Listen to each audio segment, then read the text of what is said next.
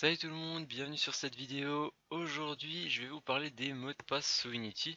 Je vais vous montrer comment créer un système assez simple qui va vous permettre de vous authentifier sur votre jeu ou même sur un jeu que vous allez mettre en ligne, donc soit sur un serveur local ou directement en ligne sur internet sous des serveurs.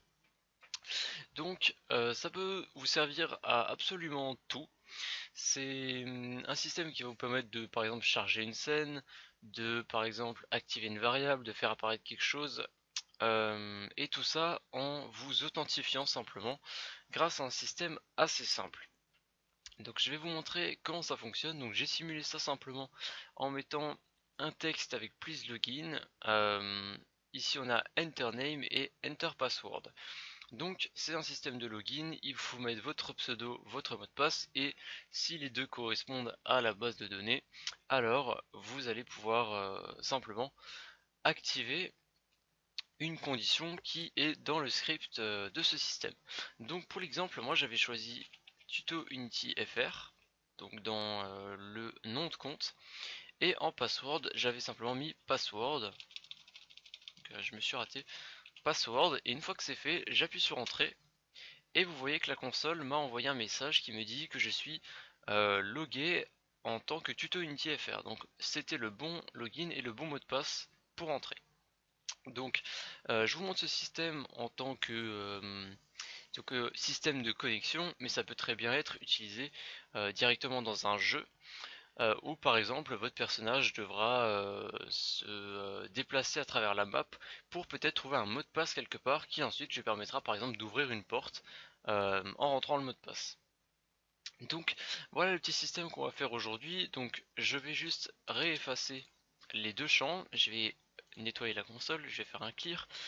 Imaginons maintenant que je mette tuto Unity et que je vais être FR plus loin. Si je mets maintenant mon mot de passe, donc c'est password, je fais entrer, vous voyez que la console n'affiche rien parce que les deux ne correspondent pas. Donc si maintenant j'enlève juste l'espace que j'avais mis, effectivement là je peux de nouveau me connecter. Et donc si je mets n'importe quoi comme mot de passe, que je fais entrer, évidemment ça ne fonctionne pas. Donc voilà à quoi va servir notre système. Donc moi je vous ai simplement montré en affichant un message dans la console, mais vous pouvez, comme je l'ai dit, charger une scène, changer une variable ou faire encore plein de choses. Donc voilà pour le tuto d'aujourd'hui. Donc voilà, on va pouvoir commencer. J'ai une scène qui est pratiquement vide, j'ai simplement une directional light et une main camera. Je pourrais même enlever la directional light, mais vous voyez que la scène n'est pas très jolie après. Donc voilà, il nous faut... vous avez besoin de rien en fait pour commencer le tuto. La main caméra n'est pas obligatoire, je crois, je sais plus. Ah, peut-être que dans Unity 5 elle est obligatoire, il faut peut-être en avoir une.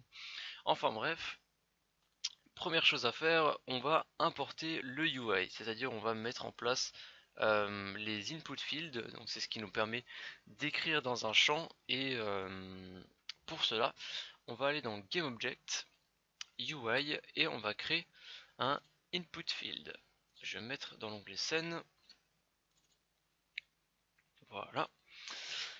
Donc on a notre premier input field qui est ici et on va dire que celui-là il faudra y mettre le pseudo. Donc je vais le renommer en pseudo tout simplement ici dans la hiérarchie. Je vais l'appeler pseudo pour m'y retrouver, ce sera plus simple. Peut-être agrandir ça un peu. Voilà. Alors, on va agrandir un peu. Donc voilà, ça c'est le premier. On n'a pas grand chose à y faire. Vous voyez à l'intérieur il y a écrit enter text. Si vous voulez changer ce texte qui sera... alors il n'est pas vraiment marqué à l'intérieur, c'est simplement pour indiquer que vous pouvez écrire quelque chose ici en cliquant. Donc ce qu'on va faire, c'est qu'on va l'ouvrir.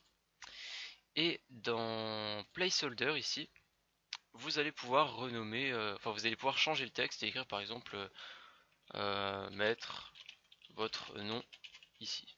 Et donc vous voyez que maintenant il y a écrit mettre votre nom ici dans le à l'intérieur du input field, mais c'est marqué en gris. Donc ça veut dire que si maintenant j'appuie sur play, que je clique sur l'input field et que j'écris n'importe quoi, vous voyez que le texte gris va disparaître. C'est simplement un texte qui vous indique que vous pouvez faire quelque chose ici. Donc moi je vais mettre comme avant, je vais écrire, je sais plus ce qu'il y avait, il y avait enter text je crois. Il y avait enter text. Moi je vais mettre enter, on va mettre name. Voilà, enter name. Je vais peut-être l'agrandir un petit peu l'input field, je vais le passer à 200 et remettre 40. Donc du coup le placeholder est pas aussi grand, il faudrait l'agrandir un petit peu. On va pas s'embêter avec ça, je pense pas que ce soit vraiment utile. Je pense qu'il y a juste à changer le font de toute façon. Ouais. Il faut adapter le font. On va mettre ça, on va mettre 23. Donc comme ça c'est affiché un petit peu en plus grand. Donc voilà à quoi ça ressemble pour l'instant. On a simplement un input field, on peut cliquer à l'intérieur, marquer des choses. Jusqu'à maintenant ça marche. Alors si vous voulez agrandir la case comme je l'ai fait, vous avez vu qu'il y a quelques adaptations à faire. Il faut changer un petit peu le placeholder ainsi que le texte. Donc normalement du coup si je mets juste 23, ça devrait pas poser de soucis, ça devrait être réglé. Voilà, donc là c'est réglé. Maintenant qu'on a notre premier placeholder, on va devoir en créer un deuxième. Donc ici pas besoin de s'embêter, on peut simplement faire un copier-coller. On peut le mettre en dessous. Et donc celui-là je vais le renommer en password. Donc pour mot de passe, vous pouvez les appeler comme vous voulez, je crois pas que ça ait d'incidence pour la suite du tuto. Et ensuite c'est ici qu'il y a un petit quelque chose qui entre en compte. Vous avez vu avant, et en général d'ailleurs sur tous les sites web sécurisés ou sur les jeux en ligne, vous allez entrer votre pseudo, donc voilà par exemple, et ensuite on va vous demander, donc là il y a écrit enter name, mais on va vous demander votre mot de passe. Et votre mot de passe, si vous l'écrivez comme ça et que vous êtes, voilà, que vous, par exemple vous enregistrez, ou que vous êtes streamer, ou vous avez quelqu'un à côté de vous, vous êtes dans un endroit public, votre mot de passe, c'est pas une bonne idée de l'afficher comme ça. Et c'est ici que rentre l'intérêt des petites étoiles. C'est-à-dire que dans password, dans l'inspecteur, vous avez ici un script qui s'appelle input field script, qui s'ajoute de base quand vous allez créer un input field depuis GameObject UI input field. Et ici vous avez un content type qui est sur standard de base et vous allez le mettre sur password. Et donc maintenant une fois que ça c'est fait, vous pouvez appuyer sur play, vous allez mettre votre pseudo et ensuite vous allez pouvoir mettre votre mot de passe. Et là vous voyez que votre mot de passe est caché par des étoiles. Donc ici vous voyez le vrai texte que j'ai mis. Donc ça c'est ce que j'ai écrit à l'intérieur du input field. Il y a marqué password. Donc si j'écris par exemple ici, je vais écrire 1 2 3 4 5 6, vous voyez que ici dans le texte c'est écrit 1 2 3 4 5 6. Donc Unity c'est ce qu'il y a marqué ici, mais quelqu'un qui voit l'écran actuellement ne sait pas ce qu'il y a marqué. C'est à dire que imaginons que mon mot de passe c'est 1 2 3 4 5 6 et que je me rate, j'écris 1 2 3 5 5 6 par exemple, je ne peux pas le voir sur l'écran. Cependant Unity sait qu'il est marqué ici, vous voyez 1 2 3 5 5 6. Donc c'est ce qui permet d'avoir une sécurité et c'est ce qui est utilisé sur tous les launchers, les logins, etc. En général. Donc voilà l'intérêt du content type. Donc on va améliorer ça un petit peu. Une fois qu'on a mis le content type ici sur password, on a juste à changer à l'intérieur le placeholder. Si vous voulez mettre par exemple enter password, alors du coup c'est peut-être un peu petit, peut-être augmenter la taille des deux input fields. Voilà, on va faire comme ça. Enter name, enter password. Et vous pouvez, encore une fois, ça c'est optionnel, mais vous pouvez rajouter un petit texte au-dessus qui va vous dire please login. Donc s'il vous plaît, identifiez-vous. Vous pouvez augmenter ça. Alors je me suis trompé. On va augmenter le font. Et ici, petit conseil très important, parce que je pense que ça peut éviter pas mal de commentaires de personnes qui auraient un problème. Vous voyez ici que vous avez une certaine limite autour du texte que j'ai ajouté. Donc vous pouvez l'adapter avec l'outil qui est ici, donc en haut à gauche, et vous pouvez l'adapter avec le width et le height qui est ici. Donc on peut passer par exemple à 180, et vous voyez que là ça va s'agrandir sur le côté, alors que si je mets 150, ça sera plus petit. Chose très importante, c'est que le texte passe devant l'input field. Imaginons maintenant que ma zone de texte soit très grande. Vous voyez que là la zone est très grande, pourtant le texte est petit. Donc on a tout cet espace ici, donc de ici à là, et donc cette zone aussi, qui est inutilisée. On a le texte qui prend peut-être 20% de la zone de... le texte prend 20% de la zone qu'on lui a consacrée. Donc si on le met, si la zone du texte ne passe pas devant un input field, là on n'a aucun souci. On peut cliquer, rentrer notre truc et rentrer notre mot de passe. Cependant, vous voyez que là la zone est assez grande. Si la zone du texte, donc là vous voyez que la zone du texte elle est très grande alors que le texte prend même pas 10%. Si j'appuie sur play maintenant, je clique sur enter name, là je suis en train de cliquer, et ben je ne peux pas rentrer à l'intérieur. Pareil pour password, parce que la zone de texte est trop grande.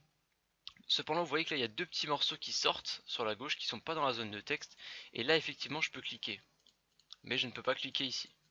Donc ça c'est quelque chose d'assez bête je trouve, mais il faut y faire attention, c'est que il faut toujours adapter votre zone de texte en fonction de la taille de votre texte. Donc là si par exemple je vais mettre 30, je vais le mettre quand même assez grand, c'est inutile d'avoir une zone libre comme ça. Autant la fermer au maximum autour du texte pour que ce soit bien adapté, et ensuite bien mettre votre texte là où vous souhaitez le mettre. Et donc maintenant ça fonctionnera parfaitement. Si j'appuie sur Enter Name, voilà, je peux cliquer n'importe où dans la zone, dans les zones de texte, je peux rentrer des choses. Donc voilà, petit conseil, je me suis rendu compte de ça il y a pas mal de temps, j'avais oublié que ça fonctionnait comme ça et j'avais un petit peu galéré pendant la création de ce tuto. Donc voilà, maintenant vous êtes prévenus. Et maintenant qu'on a créé notre UI, que tout est prêt, il va falloir créer notre script. Alors on va créer un C# script. Tout simplement, vous allez pouvoir l'appeler password. Et pourquoi je crée un C# script et pas un JavaScript? J'ai pas de problème avec un langage comme avec un autre, j'aime bien les deux. Mais il y a certaines choses qui sont mieux faites en C# et d'autres qui sont mieux faites en JavaScript. Il y a un truc qui est assez spécial avec le UI qu'on utilise, parce que je vous rappelle qu'on utilise le UI de Unity 4.6. Pour ceux qui ont commencé sous Unity 5, c'est basique pour vous, mais pour ceux qui ont eu les versions d'Unity avant la 4.6, donc il y avait un ancien système de boutons et de texte à l'écran et de input field qu'on faisait entièrement par script. Ici on a juste à faire GameObject UI, j'ai fait particule système, on a juste à faire GameObject UI, on choisit un bouton et notre bouton apparaît, et voilà. Avant on pouvait pas faire ça. Et du coup avec le système qu'on a actuellement, c'est selon moi un système qui est assez mal fait malheureusement. C'est bien beau d'avoir des boutons et des input fields qu'on importe assez facilement, mais pour associer un script au contenu d'un texte ou d'un input field, c'est un petit peu plus galère qu'avant. On peut le faire normalement en JavaScript aussi, mais j'ai pas mal de soucis pour essayer de trouver une version vraiment bien adaptée. C'est la raison pour laquelle je vous fais une version en C# qui fonctionne très bien et qui est assez simple à comprendre. Et vous allez voir qu'il n'y a pas trop de différence. C'est-à-dire le script sera assez facile à comprendre. Donc déjà, la première particularité avec le UI d'Unity 4.6, donc le nouveau UI, c'est qu'on va devoir écrire en haut, après using Unity Engine System.collection, il faut utiliser using Unity Engine.ui. C'est-à-dire que là on explique au script qu'on va on va utiliser le système UI de Unity à l'intérieur du script pour pouvoir déclarer des variables et pour pouvoir modifier le contenu des input fields. Donc si on ne met pas ça, ça ne fonctionnera pas. Donc déjà première particularité. Ça fonctionne un petit peu comme le import, pour ceux qui connaissent. Première chose qu'on va faire, on va créer deux variables publiques. Et c'est ici que rentre en jeu la simplicité du C#. C'est le genre de truc qui fonctionne pas toujours sous JavaScript. C'est qu'on va simplement dire que ça va être une variable input field. On va même pas s'embêter. On a créé deux input fields dans la scène, donc qui s'appellent pseudo et password, et on va juste les glisser dans une variable. Alors que ça, c'est pas forcément possible sous JavaScript. La première, on va l'appeler pseudo, donc ça sera pour le nom. Et on va donc en créer une deuxième, pareil, input field, qu'on va appeler password, pour le mot de passe. Donc vous voyez, pour ceux qui sont vraiment habitués au JavaScript, qui font que très peu de C# ou qui n'en ont même jamais fait, vous voyez que l'écriture est un petit peu différente. On n'a pas var, nom de la variable, type de la var. Ici on a public ou private, on a le type et ensuite le nom. Et éventuellement, si par exemple c'était une booléenne, on aurait pu écrire false, égal false. Mais là c'est pas le cas. Donc on a nos deux variables publiques. Et la void start on n'en a pas besoin. Voilà. Et dans la fonction build, c'est ici qu'on va créer le cœur de notre script, le cœur de notre système. Et c'est ici qu'on va rentrer les mots de passe possibles. Donc c'est vrai que je ne l'ai pas précisé, mais ici on va parler de mots de passe et de noms de compte qui sont déjà définis. Donc si vous voulez qu'un joueur puisse s'enregistrer sur un launcher ou sur un jeu directement, ici ça sera plus compliqué. Il vous faudra absolument des serveurs et il faudra sur ce serveur avoir un fichier dans lequel tous les mots de passe s'enregistreront en fonction des noms de compte. Ici on parle comme je l'ai dit, d'un système avec une base de données qui est déjà qui est écrite en dur tout simplement. C'est ici qu'on va rentrer tous les mots de passe possibles avec les noms de compte possibles. Donc ça peut vous permettre, comme je l'ai dit, de l'intégrer directement dans un jeu où votre personnage devra rentrer un mot de passe quelque part, ou ça peut être tout simplement pour accéder à une scène cachée ou accéder à un contenu réservé à certaines personnes par exemple. Donc voilà, ça peut vraiment beaucoup servir. Après, à vous de trouver l'utilité euh, et à vous de voir où est-ce que vous pouvez l'utiliser, où est-ce que vous voulez surtout l'utiliser. Donc on va créer une condition if et on va dire que si pseudo.text égal, ici vous allez mettre votre nom de compte, donc moi je vais mettre tuto unityfr, et donc on met le double et ici, donc le et commercial, je crois que ça s'appelle, password.text, alors password en minuscule, avec une minuscule, parce qu'on fait référence à notre variable ici qui a une minuscule, point text, j'ai marqué test. Ici on va mettre le mot de passe, donc par exemple ça va être password. Et ensuite ce que je vous conseille de faire c'est de mettre et donc encore une condition, on va encore en imbriquer une et on va dire si input.getKeyDown, voilà, et ici à l'intérieur vous allez marquer return. Donc là vous n'êtes pas obligé de le faire, vous allez comprendre à quoi ça sert après. C'est vrai que return c'est pas très c'est ça fait référence à une touche du clavier que vous connaissez tous mais qu'on connaît pas tous sous ce nom. Vous allez savoir après si vous ne savez pas quelle touche c'est. Et donc simplement ici je vais mettre un debug.log, donc exactement pareil que dans l'intro, où je vais afficher un message qui va nous dire qu'on est connecté en tant que tuto unityfr, logged as tuto unityfr. Voilà. Je sauvegarde, je retourne dans l'éditeur. Alors,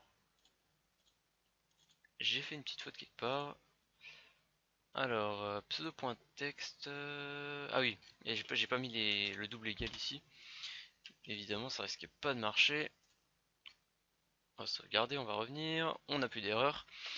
On a donc notre script ici password qu'il faudra mettre quelque part dans votre scène. Donc vous pouvez le mettre sur un empty ou vous pouvez simplement le mettre sur le canvas, pas vous embêter. Et donc vous avez ici votre script password qui va vous demander les deux input fields. Donc c'est ici que c'est vraiment génial le truc en C# parce qu'en JavaScript ça marche pas avec tout. Et ici ça marche vraiment avec n'importe quoi. On lui a dit qu'on veut mettre un input field dans une variable, il a dit ok, on peut mettre un input field. En JavaScript on peut malheureusement pas tout mettre. Donc dans pseudo vous allez mettre pseudo et dans password vous allez mettre password. Vous pouvez aussi faire un glisser-déposer évidemment. Voilà. Une fois que ça c'est rempli, je peux appuyer sur play, je vais ouvrir ma console comme ça vous allez voir. Donc on va nous demander notre nom, tuto unityfr, et en mot de passe on va mettre password. Et ici j'appuie sur entrée et on nous dit qu'on est connecté en tant que tuto unityfr. Et donc c'est ici que donc le système fonctionne. Donc vous voyez que le système est vraiment très simple. Et c'est ici qu'est entrée en jeu la touche return. La touche return c'est la touche entrée en fait. Alors moi je la connaissais pas sous ce nom, moi j'ai toujours connu cette touche sous Enter. Et sur les claviers QWERTY, il y a une touche qui s'appelle Enter, mais c'est pas notre entrée à nous, comme nous on l'appelle en fait.